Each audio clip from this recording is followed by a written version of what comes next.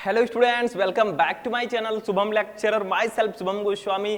जैसा कि हम 12th इंग्लिश ग्रामर में डायरेक्ट एंड इनडायरेक्ट स्पीच पढ़ रहे थे, जिसमें हमने इससे प्रीवियस वाले क्लास में पढ़ा कि इंपरेटिव सेंटेंस को डायरेक्ट से इनडायरेक्ट में कैसे चेंज करते हैं।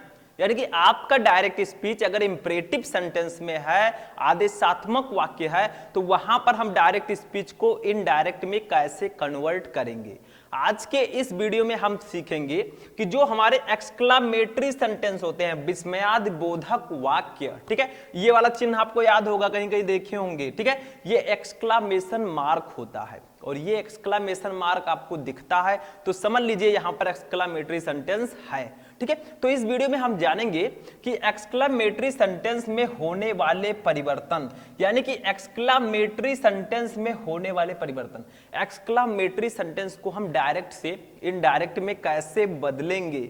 बहुत सिंपल सा है, कुछ है नहीं भैया। ठीक है, यहां पर क्या होता है, आनंद होता है, दुख होता है, खेद होता है और ऐसे ऐसी चीजें होती हैं। तो अभी हम आगे पढ़ेंगे, बहुत ही इंटरेस्टिंग टॉपिक है और इससे रिलेटेड क्वेश्चन आपके बोर्ड एग्जाम में आते हैं, एक्सक्लामेटरी सेंटेंस से रिलेटेड। ठीक है, तो एक्सक्लामेटरी सेंटेंस में होने वाले परिवर्तन में सबसे पहले देखिए, जो हमारा रिपोर्टिंग वर्ब होगा उसके स्थान पर हम क्या लिखेंगे। जैसे देखिए, हम असर्टिव सेंटेंस में सैड टू के स्थान पर टोल्ड लिखते थे। ठीक है, इंट्रोगेटिव सेंटेंस में हम सैड टू के स्थान पर आस्क्ड लिखते थे। इंपरेटिव सेंटेंस में हम सैड टू के स्थान पर रिक्वेस्टेड, ऑर्डर्ड, एडवाइज्ड, ये सब लिखते थे। अब एक्सक्लामेटरी में हम क्या लिखेंगे, सैड टू के स्थान पर एक्सक्लैम्ड, एप्लाउडेड एंड क्राइड आउट। इन्हीं को नहीं, इनके साथ साथ इन शब्दों तथा इनके साथ हम with Joy, with surprise, with sorrow, with regret आदि शब्दों का वाक्य के भाव के अनुसार प्रयोग किया जाता है। यानी कि होगा क्या, सैड टू के स्थान पर हम क्या लिखेंगे, एक्सक्लैम्ड को लेंगे और अगर मान लीजिए कि खुशी की बात है तो एक्सक्लैम्ड विथ जॉय लिखेंगे। एक्सक्लैम्ड विथ जॉय भी लिख सकते हैं, एप्लाउडेड विथ जॉय लिख सकते हैं। ठीक है, बट हम एक्सक्लैम्ड विथ जॉय ज्यादा बेटर रहेगा, तो एक्सक्लैम्ड विथ जॉय लिखेंगे। अगर खुशी की बात है तो हम सैड टू के स्थान पर एक्सक्लैम्ड विथ जॉय लिखेंगे। ये याद रखिएगा कि इनके साथ हम इनको लिखेंगे। अगर मान लीजिए आश्चर्य की बात है, अरे ऐसा कैसे हो सकता है भाई, हाँ, तो आश्चर्य की अगर बात है, आप लोग मत सोचिएगा, आश्चर्य की अगर बात है तो हम एक्सक्लैम्ड विथ सरप्राइज लिखेंगे। अगर मान लीजिए दुख की बात है, अरे यार क्या हो गया यार, भगवान को भी यही मंजूर था, हाँ? दुख की अगर बात है तो एक्सक्लैम्ड विथ सॉरो लिखेंगे। ठीक है, अगर दुख की बात होगी तो अब भैया हम दुखी तो हो नहीं सकते, क्योंकि आपको पढ़ाना है तो खुश होकर पढ़ाएंगे और हमें यही खुशी बोर्ड एग्जाम के बाद भी चाहिए। ठीक है, मतलब आपको टॉपर बन के आना है। आगे देखिए, इसके बाद अगर मान लीजिए खेद है, अरे यार मेरी घड़ी गायब हो गई, इतनी अच्छी सी घड़ी ली थी वो भी गायब हो गई। ठीक है, तो यहां पर हम एक्सक्लैम्ड विथ रिग्रेट लिखेंगे। आदि शब्दों का वाक्य के भाव के अनुसार प्रयोग करेंगे। मैंने कहा अगर आश्चर्य होगा तो हम एक्सक्लैम्ड विथ वंडर लिखेंगे, अगर खुशी होगी तो एक्सक्लैम्ड विथ जॉय लिखेंगे, अगर दुख होगा तो एक्सक्लैम्ड विथ सॉरो लिखेंगे, अगर यहां पर खेद होगा तो एक्सक्लैम्ड विथ रिग्रेट लिखेंगे। ये चीज याद रखिएगा, बाकी कुछ नहीं है। इसमें भी दैट का प्रयोग करते हैं। आगे देखिए, ये देखिए, इतना समझ में आया। सैड टू के स्थान पर हम एक्सक्लैम्ड के साथ विथ जॉय, विथ सरप्राइज ये सब लिखेंगे, या एप्लाउडेड के साथ भी आप लिख सकते हैं, कोई प्रॉब्लम नहीं है। ठीक है, आगे देखिए, यहां पर अब हम आते हैं, देखिए कंजक्शन दैट का प्रयोग किया जाता है। देखिए भैया, असर्टिव में हमने दैट का प्रयोग किया था, इंट्रोगेटिव में नहीं हुआ था। ठीक है, इंपरेटिव में भी लेट अस वाले में हुआ था। ठीक, अब एक्सक्लामेटरी में भी कंजक्शन दैट का हम यूज करेंगे। ठीक है, आगे देखिए, व्हाट व हाउ को हटाकर वेरी या ग्रेट का प्रयोग किया जाता है। जैसे देखिए, अब ये एक्सक्लामेटरी सेंटेंस है तो ये इसमें व्हाट या हाउ आता है। What a seen this is, what a how home this is, क्या घर है भाई, कितना सुंदर है। What a temple this is, कितना सुंदर मंदिर है। ठीक है, तो ये सब आता है इसमें, तो व्हाट को हटाकर हम लिखेंगे क्या, बेरी लिख देंगे या ग्रेट लिख देंगे। हाउ को भी हटा देंगे, बेरी या ग्रेट लिखेंगे। जैसे सुना होगा आपने, how beautiful the flower is, कितना सुंदर फूल है। ठीक है, तो हाउ को हटाकर हम बेरी लिखेंगे या ग्रेट लिखेंगे। ठीक, अब इसके बाद एक और निर्देश है, वाक्य के अंत में एक्सक्लेमेशन मार्क, जो ये एक्सक्लेमेशन मार्क होता है, देखिए बना है, इसको हटाकर फुल स्टॉप का प्रयोग किया जाता है। जैसे हम इंट्रोगेटिव में हम क्वेश्चन मार्क को हटाकर फुल स्टॉप लगाते थे, वैसे एक्सक्लामेटरी सेंटेंस में एक्सक्लामेशन मार्क को हटाकर हम फुल स्टॉप का प्रयोग करेंगे। बस हो गया। तो 3-4 चीजें समझ में आई। सैड टू के स्थान पर हम exclaimed with Joy, exclaimed with surprise, exclaimed with sorrow, exclaimed with regret का यूज करेंगे। कंजक्शन दैट का यूज करेंगे। हाउ या व्हाट आएगा तो वेरी या ग्रेट का यूज करेंगे। और वाक्य में एक्सक्लेमेशन मार्क को हम हटा देंगे और यूज करेंगे हम ह्यूज यानी कि फुल स्टॉप। ठीक है, समझ में आ रहा है? समझ में नहीं आएगा भैया तो कभी नहीं आएगा। अभी नहीं आया तो कभी नहीं आएगा। अगर तू इस बार टॉपर नहीं बन पाया तो कभी नहीं बन पाएगा, क्योंकि ये 12th बार बार नहीं आएगा। ठीक, हमेशा भगवान सबको मौका नहीं देता है। जो 12th पास हो गए कम परसेंटेज के साथ वो आज रो रहे हैं, अरे यार काश उस समय पढ़ लिया होता तो आज मैं टॉपर बना होता या फिर बढ़िया नंबर आया होता। ठीक, समझ में आया? इसका दुख उनसे पूछिए जिनका परसेंटेज के कारण जॉब नहीं लग पाई, जाकर उनसे पूछिए। ठीक है, तो पढ़िए भैया, नहीं पढ़ेंगे तो क्या होगा, ले लो भैया सब्जी। ठीक, तो ये हो गया, ऐसा नौबत ना आए, लेकिन मैं बोल रहा हूं एक एग्जाम्पल। तो चलिए एग्जाम्पल समझते हैं भैया। बिना एग्जाम्पल के कुछ भी संभव नहीं है। तो लिखेंगे ही सैड, उसने कहा। How beautiful, how beautiful the flower is. ठीक है, तो भैया देखिए, ही सैड उसने कहा, how beautiful the flower is, यानी कि कितना सुंदर फूल है। ही सैड उसने कहा, how beautiful the flower is, कितना सुंदर फूल है। यहां पर क्या है बताइए? आश्चर्य है कि दुख है कि खुशी है कि फिर खेद है? खुशी तो है नहीं भैया, यहां पे क्या है? सरप्राइज है। ठीक है, क्या है यहां पर? यहां पर सरप्राइज है। क्यों?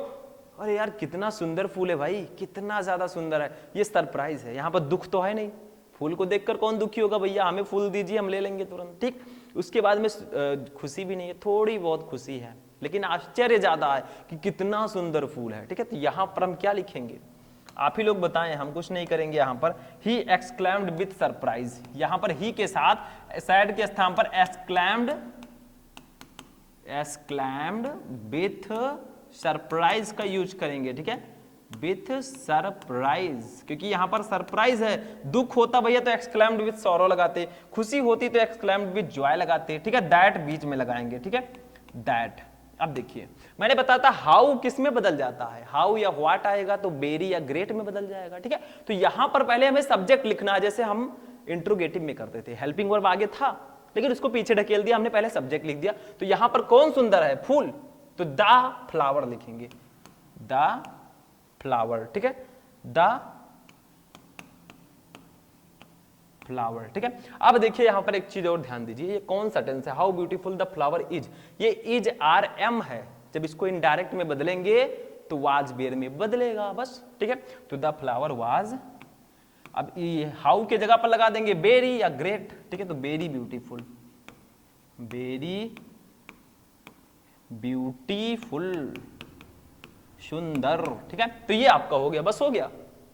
तो क्या था क्वेश्चन? डायरेक्ट स्पीच क्या था? He said how beautiful the flower is, उसने कहा कितना सुंदर पुष्प है, फूल है। ठीक है, तो हमने क्या किया?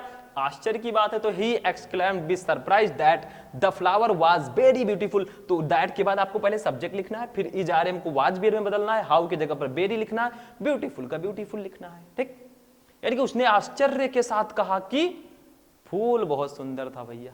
ठीक है, अब कौन सा फूल था भैया मुझे तो पता है नहीं, मैंने एग्जाम्पल ले लिया। ठीक, इसको हो गया, नोट कर लीजिए, पहले नोट कीजिए। चलिए दूसरा देखते हैं। ठीक है, देखिए दूसरा देखेंगे, दूसरा एग्जाम्पल अभी समझेंगे, समझ में आ जाएगा। ठीक है, तो दूसरा एग्जाम्पल हम क्या लेंगे? देखिए सी सैड,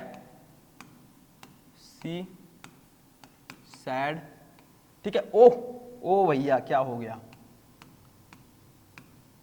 ओ, ठीक है, ओ के बाद I forgot my watch, I forget लिखेंगे, फॉरगॉट लिखेंगे। ठीक है, फॉरगॉट माई वॉच। ठीक है, वॉच लिखेंगे। देखिए एक्सक्लेमेशन मार्क यहीं पर लग गया तो यहां लगाने की कोई जरूरत नहीं है। तो सी सैड उसने कहा, ओह आई फॉरगॉट माई वॉच, मैं अपनी घड़ी भूल गई। मैंने बताया था घड़ी वाला भैया, घड़ी को कभी मत भूलिए क्योंकि घड़ी आपका समय बताती है। ठीक है, बट ये नहीं बताती कि खराब है कि सही है। तो देखिए सी सैड उसने कहा, ओह आई फॉरगॉट माई वॉच, उसने कहा ओह आई फॉरगॉट माई वॉच, मैं अपनी घड़ी भूल गई हूँ, ठीक है, मतलब वो अपनी घड़ी भूल आई है। तो इसमें क्या है, देखिए यहाँ पर खुशी की बात तो है नहीं भैया, वो अपनी घड़ी भूल गई है। अब देखिए दुख की बात भी नहीं है ज्यादा, क्योंकि चलेंगे घर फिर मिल जाएगा, देख। उसके बाद में यहाँ पर किसका आश्चर्य की भी बात नहीं है, यहाँ पर रिग्रेट है, उसको खेद है, मतलब उसको थोड़ा बहुत गड़बड़ लग रहा है, गड़बड़ थोड़ा बहुत गड़बड़ का मतलब खेद है कि यार मैं अपनी घड़ी भूल गई, ठीक है। तो यहाँ पर रिग्रेट का यूज करेंगे। तो सी सैड, उसने कहा ओह आई फॉरगॉट माई वॉच, उसने कहा ओह मैं अपनी घड़ी भूल गई हूँ, ठीक है। तो यहाँ पर आपका कौन सा टेंस होगा ये बताइए, आई फॉरगॉट माई वॉच, ठीक है। ये फॉरगॉट, फॉरगेट का सेकेंड फॉर्म है, ये पास्ट इंडेफिनिट टेंस है। जब इसको इनडायरेक्ट में बदलेंगे तो ये पास्ट परफेक्ट टेंस में बदलेगा। तो लिखेंगे हम लोग, देखिए यहां पर खेद है तो लिखेंगे सी एक्सक्लैम्ड विथ रिग्रेट, ठीक है। रिग्रेट का यूज करेंगे कि भैया थोड़ा बहुत उसको खेद है कि यार मैं अपनी घड़ी भूल गई, बीच में दैट लगाएंगे, ठीक है। दैट, आई बदलेगा हमारा सब्जेक्ट से, आई है फर्स्ट पर्सन का प्रोनाउन, बदलेगा सब्जेक्ट से, सब्जेक्ट आई बदलेगा सी से, तो सी लिखेंगे सी। अब ये पास्ट इंडेफिनिट टेंस है, जब इसको इनडायरेक्ट में बदलेंगे तो ये पास्ट परफेक्ट टेंस में कन्वर्ट होगा, क्योंकि पास्ट इंडेफिनिट टेंस हमेशा पास्ट परफेक्ट टेंस में कन्वर्ट होता है, दैट्स अ रूल। और ये मैंने आपको बताया था कि कौन सा टेंस किस में कन्वर्ट होता है। तो पास्ट परफेक्ट टेंस में हम क्या लगते हैं, हैड लगाते हैं, एचएडी हैड, और वर्ब का थर्ड फॉर्म लिखते हैं। फॉरगेट का सेकंड फॉर्म ये फॉरगॉट है, फॉरगेट का थर्ड फॉर्म होगा फॉरगेटन, क्या होगा, फॉरगॉटन, ठीक है, फॉरगॉटन। अब देखिए ये आपका है माई, माई है फर्स्ट पर्सन का प्रोनाउन, ये बदलेगा सब्जेक्ट से, तो माई क्या है भैया बताइए, माई है आपका पोजेसिव केस, ठीक है।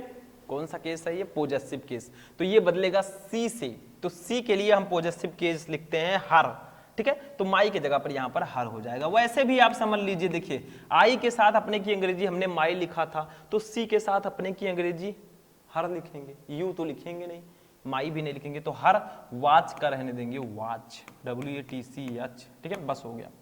सी exclaim with regret that she had forgotten her watch, बस एक्सक्लेमेटरी सेंटेंस हमारा फिनिश हो गया।